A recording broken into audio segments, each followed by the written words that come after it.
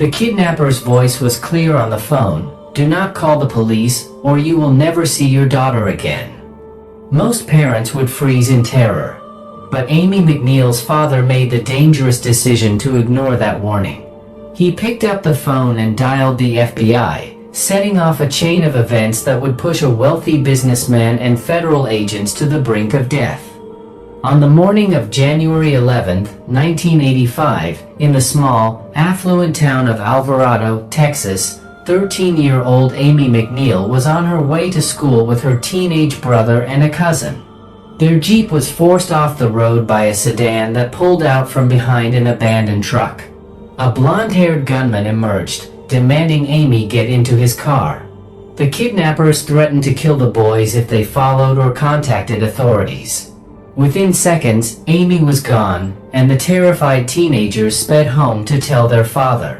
Amy's father, a wealthy businessman who had made his fortune selling an early design for a handheld calculator, ignored the kidnappers' warning and immediately called the FBI.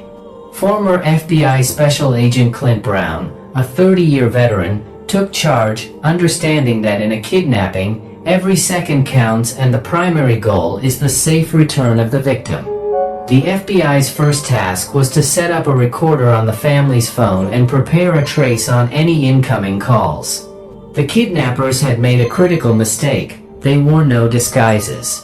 Investigators worked with Amy's brother and cousin to build a composite sketch of the gunman and his car.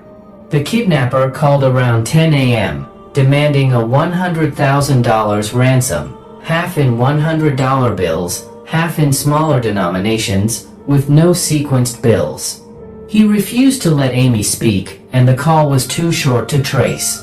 A second, more successful call allowed Amy to briefly speak to her father, confirming she was alive but terrified. This call was traced to the town of Kennedale, 25 miles north, but not to a specific location.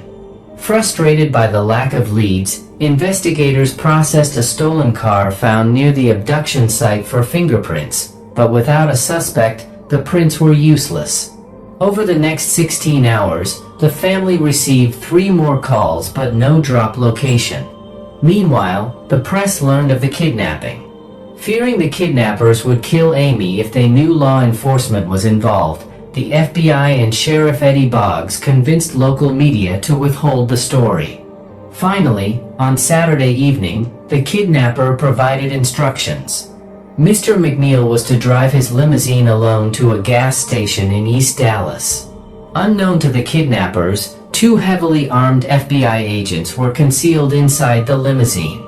Mr. McNeel was wired with a recording device and given body armor.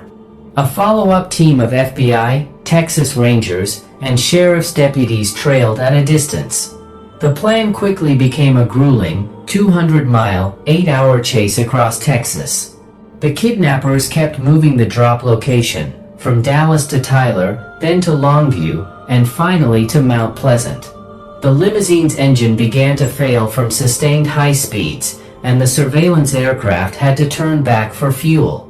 At midnight in Mount Pleasant, the payphone rang, but Mr. McNeel, delayed by car trouble, missed the call. The kidnappers called back at 1:15 a.m., accusing Mr. McNeel of bringing the police. They threatened to come get the money with their guns. Mr. McNeel bravely stood outside with the ransom bag, while agents inside the limousine prepared for a firefight. Hours passed, and the kidnappers did not show. As the team began to regroup around 3:45 a.m., 2 Texas Rangers hiding in a field spotted a car with several men and a young girl speeding away.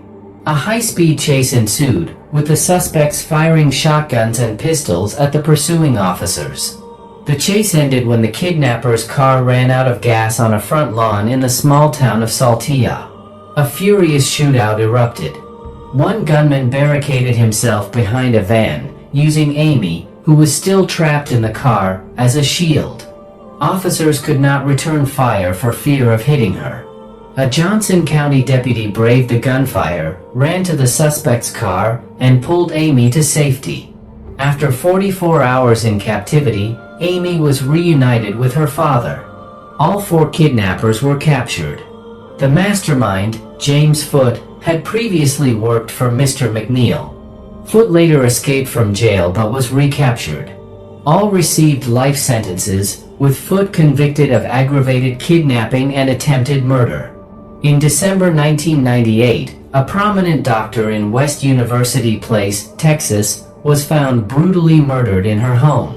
She had been sexually assaulted, stabbed multiple times, and beaten with a blunt object. The killer had lingered, eating her food and displaying her driver's license. The only usable evidence was a set of fingerprints on a broken steering column cover from her stolen Jeep. In May 1999, 90 miles away in Weimar, Texas, a pastor and his wife were found bludgeoned to death with a sledgehammer. Again, the killer had eaten their food and displayed their IDs. DNA evidence from both scenes matched the same unknown male. FBI Special Agent Mark Young, a criminal profiler, was brought in.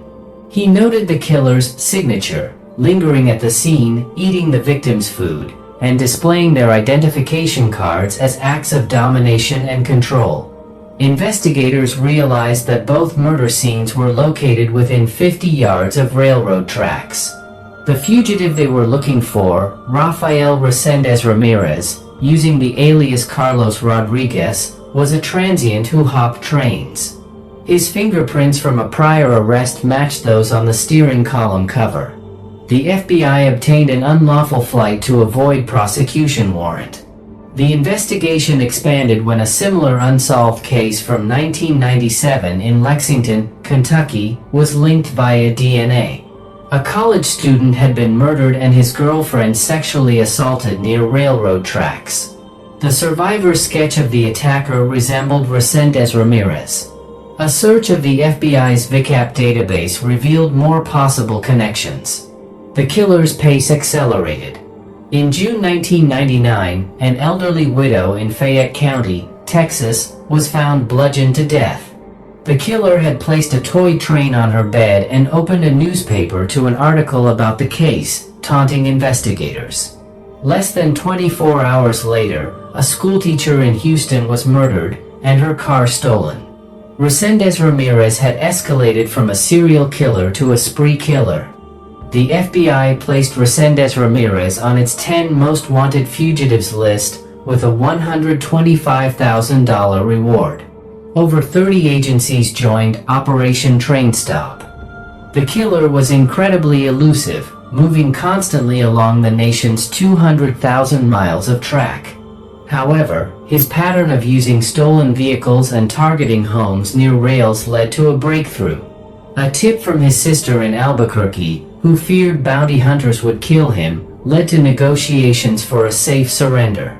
On July 12, 1999, Resendez Ramirez walked across a small border crossing from Mexico into Texas and turned himself in.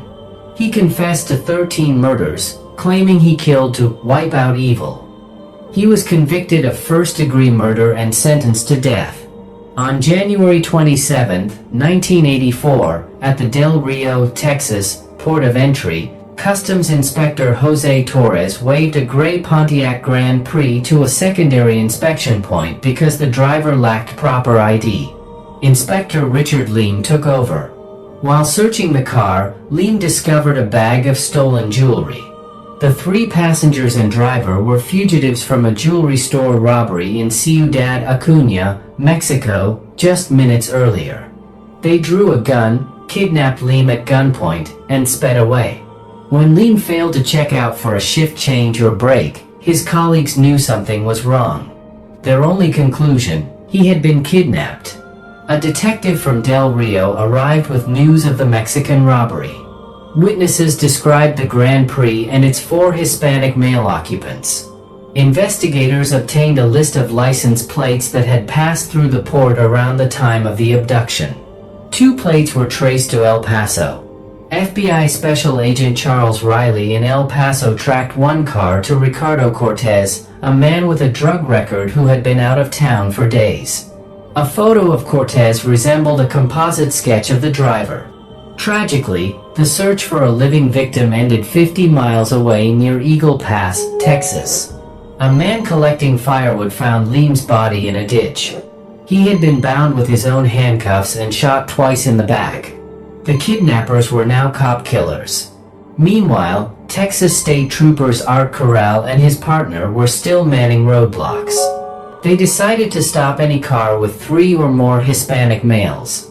A taxi with 3 men caught their attention. The driver was a local cabbie who had been hired to take his 2 passengers to Presidio, Texas. Trooper Corral sensed the driver's nervousness. A radio check on the passengers, Rafael Calderon and Jesus Ramirez, revealed a possible warrant. When Trooper Corral asked Ramirez to get out of the car, Ramirez instead slumped down, squirmed, and then shot himself in the head. A search of Ramirez's jacket revealed a bill of sale for a 1975 Pontiac Grand Prix from Ricardo Cortez and a large amount of jewelry. On Calderon, they found even more jewelry, the loot from the Mexican robbery. Rafael Calderon was taken into custody. During interrogation, he blamed the dead Jesus Ramirez as the mastermind and the shooter. Calderon claimed he and Ramirez had forced Leem into the ditch and that Ramirez fired the fatal shots with Leem's own service revolver, which was found on Ramirez. The other 2 suspects, driver Ricardo Cortez and a 4th man named Carlos Pena, remained at large. A massive manhunt ensued. Cortez was arrested 8 days later at an El Paso motel thanks to a trace on his girlfriend's phone. Pena, hiding in Ciudad Juarez, Mexico, surrendered to FBI agents at the Santa Fe Bridge. However, the 2 surviving suspects told a different story. Both Cortez and Pena stated that it was Rafael Calderon, not the dead Ramirez, who had shot Inspector Leem. The consistent testimony of the 2 men led FBI Special Agent Don Weatherman to believe that Calderon was the triggerman and had used his deceased associate as a scapegoat. Ricardo Cortez and Carlos Pena pled guilty to conspiracy and assault on a federal officer, receiving 23-year sentences. Rafael Calderon pled guilty to murder of a federal officer and was sentenced to life in prison. Memorial services for Inspector Richard Leem were held at the Del Rio port of entry, with a moment of silence observed at every U.S. port of entry in the country.